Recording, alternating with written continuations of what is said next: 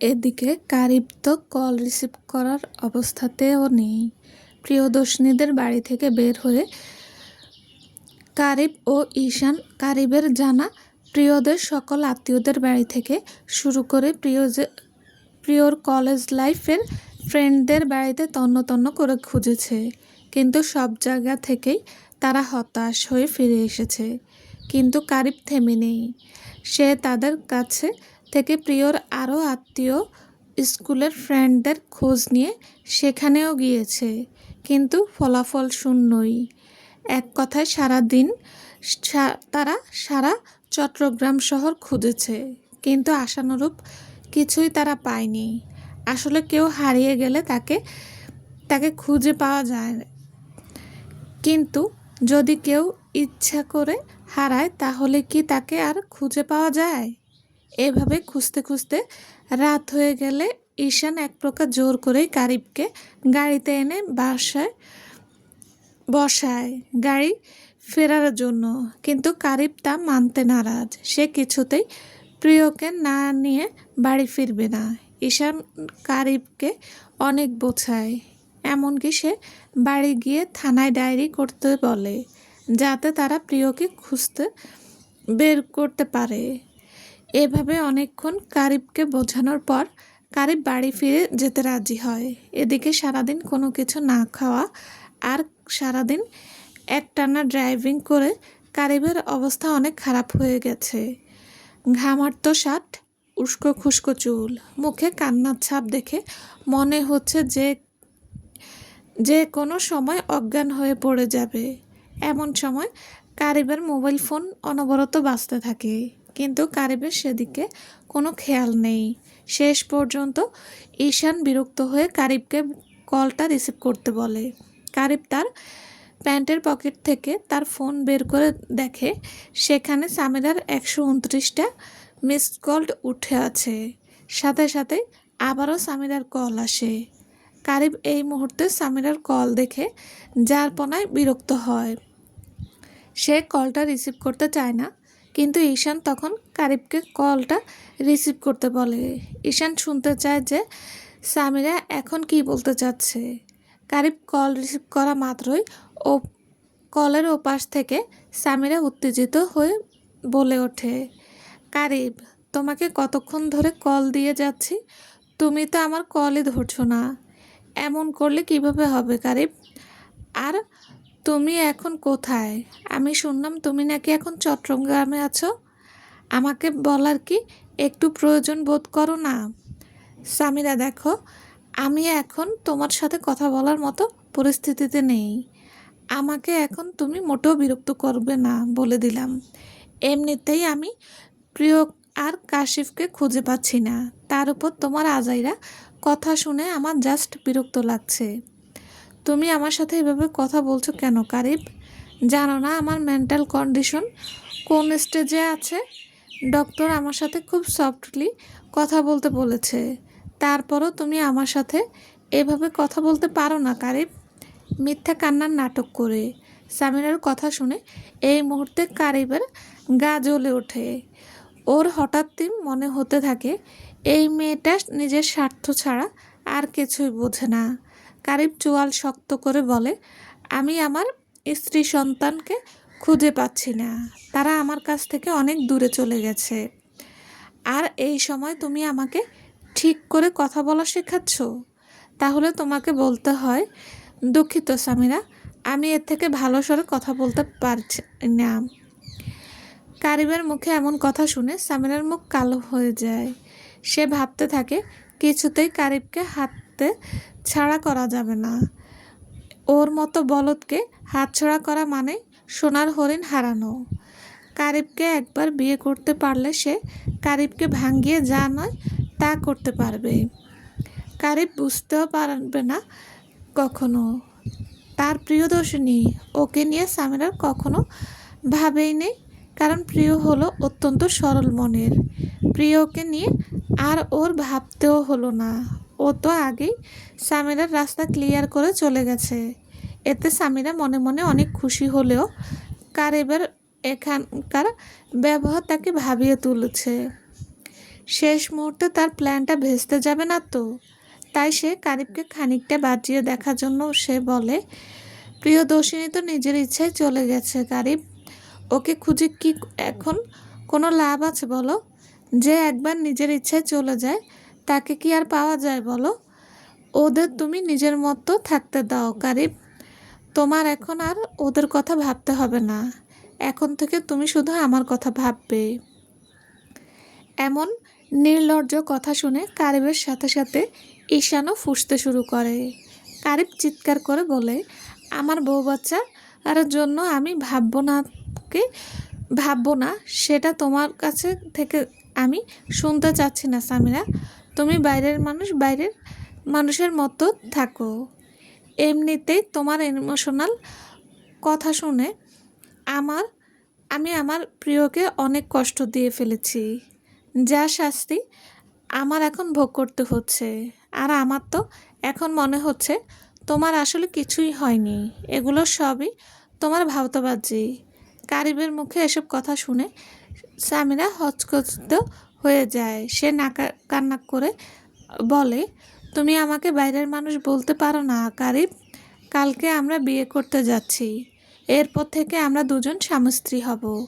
আর প্রিয়দর্শিনী কাশিফকে নিয়ে চলে গিয়ে ভালোই হয়েছে। এখন আমাদের মধ্যে আর কেউ থাকবে না, এখন শুধু তুমি আর আমি থাকবো। আর যদি তোমার বেবিদের দরকার হয় তাহলে আমরা একটা অ্যাডাপ্ট করব, ঠিক আছে?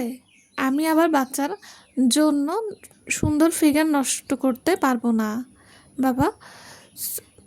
সামিরার একের পর এক ফালতু কথা শুনে কারিব ওকে ডিরেক্ট বলে দেয়, কালকে আমাদের বিয়েটা হচ্ছে না সামিরা। আমি কোনো মতেই তোমাকে বিয়ে করব না।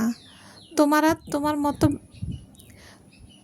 বাবার ইমোশনাল ব্ল্যাকমেলের জন্য তোমাকে বিয়ে করার সিদ্ধান্ত নিয়ে আমি জীবনের সবচেয়ে বড় ভুল করেছি, যা শাস্তি আমি গতকাল থেকে পাচ্ছি। আমি আমার জীবনের সবচেয়ে গুরুত্বপূর্ণ মানুষদের হারিয়ে ফেলেছি। আমি ভুল করেছি, অনেক বড় ভুল। আর কোনো ভুল আমি জীবনেও করব না। আর এতে যদি তোমার কিছু হয়েও যায় অবশ্যই তার দায়ভার আমার নয়, কিন্তু দুর্ভাগ্য এটা আমি আমার প্রিয়কে হারানোর পর বুঝতে পেরেছি। কারিবের কথা কর্ণগহ্বর পৌঁছানো মাত্রই সামিরা তেলে বেগুনে জ্বলে ওঠে। সে নিজের আসলে ফিরে এসে বলে, বিয়ে তো তোমার আমাকে করতেই হবে কারিব। আমি বাধ্য করব তোমাকে।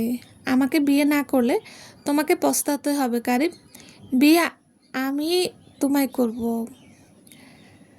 আর কালকেই করব। কালকে আসছি আমি তোমাদের বাড়িতে তোমাকে বিয়ে করতে। দেখা যাক কিভাবে তুমি আমাকে বিয়ে না করে থাকতে পারো। আমি দরকার হলে পুলিশ নিয়ে আসব। বিয়ের দিন তারিখ ঠিক করে বিয়ে না করার জন্য মানহানির মামলা দিয়ে তুমি সহ তোমার পরিবারকে জেলের ভাত খাইয়ে ছাড়ব। তারপরও তোমাকে বিয়ে করতে হবে আমার। আসো তুমি একবার, কালকে রেডি থেকো আমাকে বিয়ে করার জন্য। এ কথা বলে সামিরা কল কেটে দেয়। এখন সামিরার চরিত্র হালকা হালকা খুলতে থাকে কারিবের সামনে। একজন মানসিক রোগী কখনো কোনোভাবেই এইভাবে গুছিয়ে কথা বলতে পারে না। তাছাড়া সামিরাকে নিয়ে নাবিলা ওকে অনেক কথাই বলেছিল, কারিব তখন পাত্তা দেয়নি। এখন বুঝতে পারছে কি ভুল করেছে ও। এদিকে সামিরার কথা শুনে কারিব কিছুটা দুশ্চিন্তায় পড়ে যায়, আবার কিছুটা ভয়ও পায় ও যদি কিছু করে ফেলে। তাই ও এ নিয়ে ঈশানের সাথে কথা বললে ঈশান কারিবকে আশ্বাস দেয়। ঈশান জানায় যে ওর বউ তামান্নার মামাতো ভাই পুলিশ, যে ওদের থানার পাশের থানায় আছে, ওর সাথে কথা বলে রাখবে। ঈশানের কথা শুনে কারিব কিছুটা হলেও আশ্বস্ত হয়। এদিকে কারিবকে ছেড়ে নিজের সাজানো সংসার ছেড়ে চলে আসার পর প্রিয়দর্শিনীও মন ভালো নেই। নিজের আপনজনকে ছেড়ে আসা বোধ হয় অত সহজ না। তার ওপর 1-2 দিন নয়, টানা 7 বছরের সংসার। এত তাড়াতাড়ি কি ভুলে যাওয়া সম্ভব? কিন্তু যাই হোক, তাকে নিজের সিদ্ধান্তে অটল থাকতে হবে। প্রিয় একা একা ব্যালকনিতে রাখা দোলনায় বসে ওদের আগের ভালো মুহূর্তের কথা ভাবতে থাকে। প্রিয় সেদিনের কথা মনে পড়ে যায়, যেদিন কারিবকে সে কাশিফের আসার খবর জানিয়েছিল। কিছুদিন যাবৎ বমি বমি ভাব আর শরীর খারাপ লাগার কথা সে যখন তার মাকে জানায়, তখন তার মা তাকে প্রেগনেন্সি টেস্ট করতে বলে। তাই সে তখন ফার্মেসি থেকে একটা প্রেগনেন্সি কিট নিয়ে আসে। তারপর সকালে সে যখন টেস্ট করে, কারিব তখন অফিসে। টেস্ট করে প্রিয় জানতে পারে যে সে প্রথমবারের মতো মা হতে চলেছে। প্রিয়দর্শিনী খুশিতে কান্না করে দেয়। সে কারিবকে তৎক্ষণাৎ সুখবরটি দিতে চাইলেও পরে ভাবে কারিব আসার পরে তাকে তাকে সারপ্রাইজ দেবে। সন্ধ্যাবেলায় যখন কারিব অফিস থেকে ফেরে তখন সে অনেক ক্লান্ত। রুমে ঢোকা মাত্রই প্রিয়কে বিছানায় শুয়ে থাকতে দেখে কারিব অস্থির হয়ে পড়ে। তাড়াতাড়ি প্রিয়র কপালে হাত রেখে বলে, প্রিয়, তোমার কি জ্বর এসেছে? এই অসময়ে শুয়ে আছো যে? প্রিয় কিভাবে কারিবকে খুশির সংবাদটা দেবে সে বুঝতে পারছিল না। তাই সে কারিবের হাতে প্রেগনেন্সি কিটটা দিয়ে তাকে বলে, কারিব, তুমি বাবা হতে চলেছ, আর আমি মা। এটা বলেই প্রিয় কারিবের বুকে মুখ লুকায়। সে লজ্জায় আর কিছু বলতে পারে না। এদিকে কারিব তো একেবারে হতভম্ব হয়ে গেছে, কোনো কিছু বলার ভাষা হারিয়ে ফেলেছে। হঠাৎ করে এক টুকরো সুখ তার হৃদয় ছুঁয়ে যায়। সে প্রিয়র কপালে তার উষ্ণ ঠোঁটের পরশ বুলিয়ে অবিশ্বাসের সুরে প্রিয়কে বলতে থাকে, প্রিয়, তুমি সত্যি বলছো? সত্যি কি আমি বাবা হচ্ছি? এত সুখ ও আমার কপালে লেখা ছিল? এই বলে কারিব বাচ্চাদের মতো কাঁদতে থাকে। প্রিয় কাঁদতে কাঁদতে তাকে শান্ত করে। এরপর থেকে শুরু হয় কারিবের পাগলামি। ও প্রিয়কে একটা কাজও করতে দেয় না। অফিস যাওয়ার আগে নিজে সব কাজ করে যায় আর আসার পর বাকিটুকু করে। প্রিয় কিছু করতে গেলে তাকে ধমক দিয়ে চুপ করিয়ে বিছানায় বসিয়ে রাখে। এভাবে কাশিফ হওয়ার পর পর্যন্ত প্রিয়র পাশে আঠার মতো লেগে থাকে কারিব। তাকে খাবার খাওয়ানো থেকে শুরু করে সব কাজই কারিবই করে দিত। প্রিয়কে কোনো কিছুই ছুতে দিত না। এসব ভাবতে ভাবতে সে তার পেটে হাত রাখে। সে তার অনাগত সন্তানকে বলতে থাকে, কেন এমন হলো বল? তুই পৃথিবীতে আসার আগেই যে সব কিছু থেকে বঞ্চিত হয়ে গেল বাবা। এমন সময় সেখানে কাশিফ আসে। কাশিফ তার মাকে একা একা মন খারাপ করে থাকতে দেখে প্রিয়কে জড়িয়ে ধরে বলে, কি হয়েছে মাম্মা, তোমার মন খারাপ কেন? কাশিফ কোনো দুষ্টুমি করেনি তো? কাশিফের কথা শুনে প্রিয় হেসে দেয়। সে কাশিফের মন ভালো করার জন্য বলে, কাশিফ, জানো, মাম্মার পেটে তোমার ছোট্ট কিউট একটা ভাই বা বোন আছে। ও এসে পড়লে আর তোমাকে একা একা খেলতে হবে না। তখন ওই ছোট্ট বাবু তোমার সাথে খেলবে। মায়ের মুখে এই কথা শুনে কাশিফ উচ্ছ্বাসিত হয়ে ওঠে। সে বলে, আমাল, কিন্তু একটা ছোট্ট বোনও চাই। ও কি আমাকে ভাইয়া বলে ডাকবে? মাম্মা, ও কি আমার সাথে খেলবে? আমি ওকে অনেক চকলেট দেব। ওকে আমি গালি কিনে দেব। ও কবে আসবে মাম্মা? এখনই নিয়ে আছো? কাশিফের আনন্দ দেখে প্রিয় তার কষ্ট কিছু সময়ের জন্য ভুলে যায়। ও কাশিফকে কোলে নিয়ে বলে, হ্যাঁ, ও তোমার সাথে খেলবে বাবা, কিন্তু এখন ওর জন্য একটু ওয়েট করতে হবে। ও তো অনেক ছোট এখনও, তাই আসতে একটু দেরি লাগবে। এই বলে প্রিয় কাশিফের দুইটা গালে চুমু খায়। অপরদিকে কারিব যখন বাড়ি ফেরে তখন ঘড়িতে রাত 2:29 বাজে। বাড়ির সারাদিন না খেয়ে ক্লান্ত কারিব ঢলতে ঢলতে তার রুমে গিয়ে দরজা আটকে শুয়ে পড়ে। জুতাটা অবধি খোলে না। মনে একটা চিন্তা, প্রিয় আর কাশিফকে সে কীভাবে খুঁজে পাবে। এমন সময় একটা আননোন নম্বর থেকে তার ফোনে গুটি কয়েক মেসেজ আসে। কারিব মেসেজগুলো দেখে চমকে যায়। আজ শুক্রবার। অন্যান্য দিনের তুলনায় ছুটির দিনে সবাই একটু দেরিতে ঘুম থেকে ওঠে। কারিব ঘুম থেকে উঠে দেখে সকাল 9:30 বাজে। ঘুম থেকে উঠেই সে আগে ফ্রেশ হয়ে তার কালকের জামা কাপড় চেঞ্জ করে। কালকে রাতে ক্লান্ত হয়ে এসে সে সেভাবেই ঘুমিয়ে পড়েছিল। আজকে তার প্রধান কাজ হলো থানায় গিয়ে প্রিয়দর্শিনীর নামে একটা নিখোঁজ ডায়েরি করা। সে জানে যে প্রিয় অভিমান করে ইচ্ছে করে তার থেকে আড়ালে এখন, কিন্তু থানায় ডায়েরি করলে অন্তত প্রশাসন ও প্রিয়কে খুঁজে দিতে সাহায্য করবে। এত তাড়াতাড়ি সে কোনো মতেই হাল ছেড়ে দেবে না। তাই কারিব ঝটপট তৈরি হয়ে নেয়। কারিব তার বেডরুম থেকে বের হয়ে ডাইনিং টেবিলে তার মা বাবাকে দেখতে পায়। ওনারা কারিবের জন্য অপেক্ষা করছিলেন। কারিবকে দেখা মাত্রই কবির হোসেন প্রশ্ন করেন, কাল রাতে কখন এসেছিস বাবা? প্রিয় মাকে খুঁজে পেয়েছিস সেখানে? ও কি তোর সাথে আসতে অস্বীকৃতি জানিয়েছে? ও বাড়িতে প্রিয়কে পায়নি বাবা। প্রাণের সাথে দেখা হয়েছিল। প্রিয় ওর মা বাবার সাথে দূরে কোথাও চলে গেছে, যাতে আমার মুখ আর না দেখতে হয়। এতই অভিমান হয়েছে আমার ওপর, কিন্তু আমিও প্রিয়কে আমার বাড়িতে না এনে শান্ত হব না। আমার প্রিয়কে লাগবেই, আর তার জন্য আমার যা করতে হয় আমি তাই করব। দরকার পড়লে ওর পা ধরে ক্ষমা চাইব, তবুও আমি ওকে ছাড়তে পারবো না বাবা। এমন সময় কাকুলি বেগম কবিরের কারিবকে ব্রেকফাস্ট করতে বললে বিনা বাক্যে বয়ে সে ব্রেকফাস্ট শুরু করে। প্রায় 2 দিন না খেয়ে তার গায়ে এখন এক ফোঁটাও শক্তি অবশিষ্ট নেই। তাই সে এখন আর না খেতে পারল না। খেতে খেতে কারিবের আগের কথা মনে পড়ে যায়। কয়দিন আগেও এখানে বসে তারা 3 জন একসাথে ব্রেকফাস্ট করত। কত আনন্দ, কত মজা করত। প্রিয়দর্শিনী সব সময় কারিবের পছন্দের খাবার রান্না করত। এখন কারিবের পছন্দ অপছন্দের খেয়াল আর কেউ রাখে না, কারণ খেয়াল রাখার মানুষটাকে সে নিজেই নিজের দোষে হারিয়েছে। একথা মনে হতেই কারিব চুপচাপ হাত ধুয়ে উঠে যায়।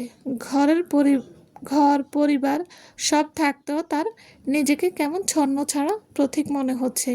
এদিকে কাকলি বেগম এখনও চায় সামিরাকে কারিবের বিয়ে হোক। এত কিছু হওয়ার পরও সে তার লোভ কিছুতেই ছাড়তে পারছে না। তাই সে কারিবকে জিজ্ঞেস করে, আজ তো আমাদের সামিরাদের বাড়িতে যাওয়ার কথা। আজকে তো তোর বিয়ে করার কথা সামিরাকে, তুই কি ভুলে?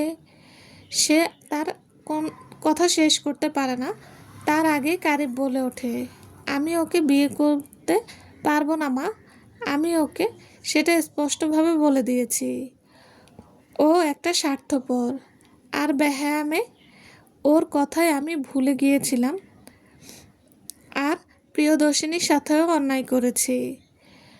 কিন্তু এখন আমার কাছে সব পানির মতো পরিষ্কার হয়ে গেছে। আর আমি না হয় একটা ভুল সিদ্ধান্ত নিয়েছিলাম। তোমরা তো অন্তত আমাকে নিষেধ করতে পারতে।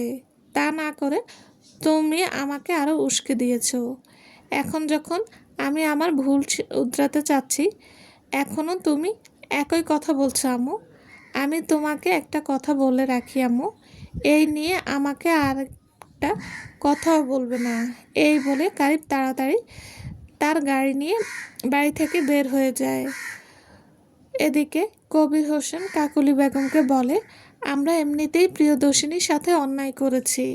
তুমি শুরু থেকেই এই বিষয়ে সবাইকে উস্কে দিয়ে এসেছো। আজ যখন নিজের স্ত্রী সন্তান হারিয়ে ছেলের এই বেহাল অবস্থা দেখছো, এখনও তুমি আর সাথে সামিরাকে বিয়ে দেওয়ার কথা ভাবতে পারো কিভাবে? আমার ভাবতেই অবাক লাগছে যে তুমি ওর আপন মা। কবির হোসেনের কথা শুনে কাকলি বেগমও চুপ হয়ে যায়। এদিকে কারিব থানায় গিয়ে প্রিয় আর কাশিফের নামে মিসিং ডায়েরি করে, এই আশায় যদি পুলিশ ওদের একটা খোঁজ বের করতে পারে। এদিকে কারিবের ফোনে বারংবার রিং হতে থাকে। কারিব কল ধরলে ওপাশ থেকে কৃষক বলে ওঠে, ভাইয়া কোথায় তুমি? আমি তো থানায় এসেছি। কি হয়েছে? তুই হঠাৎ আমাকে কল দিয়েছিস কেন? আমি এখন তোমার ফ্ল্যাটেই আছি। সামিরা তো এখানে এসে তুলকালাম কাণ্ড বাঁধাচ্ছে। ওর কথা শুনেই আমরা এসেছি। ও নাকি তোমাকে বিয়ে না করে এক পাও নড়বে না। তুমি এক্ষুনি বাসায় আসো। হ্যাঁ, আমি এক্ষুনি আসছি। এই বলে কারিব তাড়াতাড়ি বাড়ির দিকে রওনা হয়। কারিব মনে মনে বলে, এর একটা হেস্তনেস্ত আজকেই করতে হবে। কারিব যখন বাড়িতে ফেরে তখন সামিরা এক প্রকার পুরো বাড়ি লণ্ডভণ্ড করে ফেলেছে। কারিব এসব দেখে চরম ক্ষিপ্ত হয়ে যায়। সে সামিরাকে বলে, সামিরা, তুমি কি শুরু করেছো? তুমি কি কাউকে শান্তিতে থাকতে দেবে না? তোমার থেকে সবার শিক্ষা নেওয়া উচিত যে জীবনে কাউকে সাহায্য করতে নেই। সবাই সুযোগের অপেক্ষায় থাকে। তোমার আমাকে বিয়ে করতে হবে কারিব। সেদিনও তো তুমি রাজি ছিলে। এই 2 দিনে কি হলো তাহলে? প্রিয়দর্শিনী তো চলেই গিয়েছে। তাহলে এখন কি এমন হলো? নিশ্চয়ই ওই মেয়েটার যাওয়ার আগে তোমার কান ভাঙিয়ে গেছে। মেয়েটা তো আচ্ছা বেয়াদব। সামিরা, কথাটা বলেই কারিব সামিরার ডান গালে সজোরে একটা থাপ্পড় বসিয়ে দেয়। তুমি আমার প্রিয়র নামে আর একটা বাজে কথা বলবে না সামিরা। এর পরিমাণ মোটেও ভালো হবে না। থাপ্পড় খেয়ে অপমানে সামিরা প্রায় উন্মাদ হয়ে যায়। সে হাসতে হাসতে বলতে থাকে, এখন ভালোবাসা দেখানো হচ্ছে? 2 দিন আগেও যে ও চোখের সামনে আমাকে বিয়ে করতে যাচ্ছিলে, তখন এই ভালোবাসা কোথায় ছিল? মিস্টার কায়ান আবরার কারিব, হঠাৎ এই ভালোবাসা আসলো কোথা থেকে? তুমি আর তোমার বাবা আমাকে নানা ধরনের ইমোশনাল কথা বলে এক প্রকার বাধ্য করেছো। এখন আমি বুঝতে পারছি কত বড় ভুল করতে যাচ্ছিলাম আমি। কিন্তু বিয়ে তো তোমার আমাকে করতেই হবে কারিব। না হলে আমি তোমাকে সহ তোমার গোটা পরিবারকে জেলের ভাত খাওয়াবো। সামিরার মুখে এই ধরনের কথা শুনে কাকলি বেগম নিজেকে আর ধরে রাখতে পারলেন না। সে গিয়ে ওর চুলের মুঠি ধরে বলে, তোকে আমি ভালো ভেবেছিলাম, আর তুই কিনা আমাদের এত বড় ক্ষতি করার চেষ্টা করছিস। আর তোর একদিন কি আমার একদিন। সামিরা এক ঝটকা দিয়ে কাকলি বেগমের হাত সরিয়ে তাকে ধাক্কা দিয়ে বলে, আপনার নীতিবাক্য থামান। আপনাকে আরও কেউ না চিনলে আমি খুব ভালো করেই চিনি। আপনি একজন লোভী মহিলা। আপনি আগে থেকেই চাইতেন কারিবকে আমি বিয়ে করি, যাতে আমার সব সম্পত্তি ও পায়। এমনকি প্রিয়দর্শিনীর সাথে কারিবের বিয়ে হওয়ার পরও আপনি আমাকে কারিবের পেছনে থেকে ওকে পটানোর বুদ্ধি দিয়েছেন। আর এখন ভালো সাজতে এসেছেন। সামিরার কথা শুনে কারিব সহ সবাই কাকলি বেগমের দিকে ঘৃণার চোখে তাকায়। আর কাকলি বেগম লজ্জায় চোখ মুখ কালো করে চুপ করে থাকে। এদিকে সামিরার ডাকে বাড়িতে পুলিশ হাজির হয়। তারা সব কিছু জানতে চাইলে সামিরা ন্যাকা কান্না করে তাদের মিথ্যা কথা বলতে শুরু করে।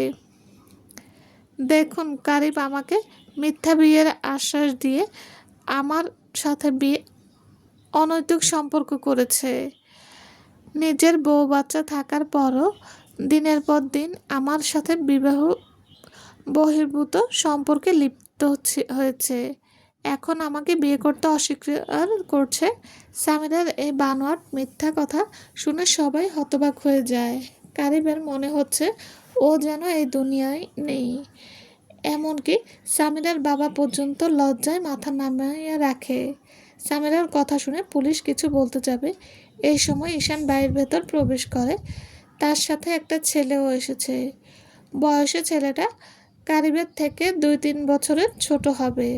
ছেলেটাকে দেখে সামিরার মুখ কালো হয়ে যায়, কারণ ছেলেটা আর কেউ নয়, সোহান। সোহানকে দেখে সামিরা নিজের চোখকে বিশ্বাস করতে পারে না। চিৎকার করে বলে, ও এখানে কি করছে? সোহান মুচকি হেসে সে বলে, তোমার বিয়ে হচ্ছে, আমি কিনা এসে থাকতে পারি বলো? সামিরা বলে ওঠে, এক্ষুনি তুমি এখান থেকে বের হয়ে যাও সোহান। সোহান কিছু না বলে পুলিশদের কাছে এগিয়ে দেয় কিছু ফটো আর কিছু ভিডিও ক্লিপ। সেখানে দেখা যাচ্ছে সামিরা এর আগেও অনেক ছেলেদের সাথেই অবৈধ মেলামেশা করেছে। আরও অনেক আপত্তিকর ছবি সবাই দেখতে পায়। আরও অনেকেও এমনভাবে ফাঁসিয়েছে। এইসব দেখার পর সামিরার বাবা আকবর সাহেব আর মাথা তুলে তাকাতে পারে না। এদিকে সামিরা তো গলা কাটা মুরগির ন্যায় ছটফট করছে।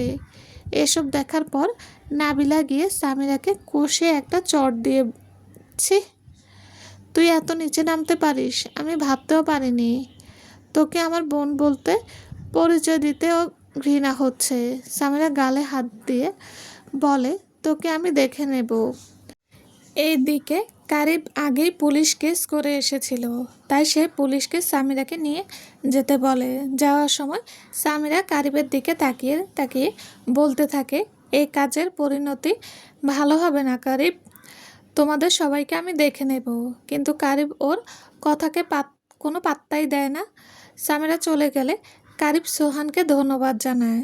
আসলে কালকে সোহানই কারিবকে টেক্সট দিয়েছিল। কারিব সে সামিরার সব কুকীর্তি প্রমাণ পাঠায়। তখন কারিব সোহানের কাছে হেল্প চায়, আর সোহানও রাজি হয়।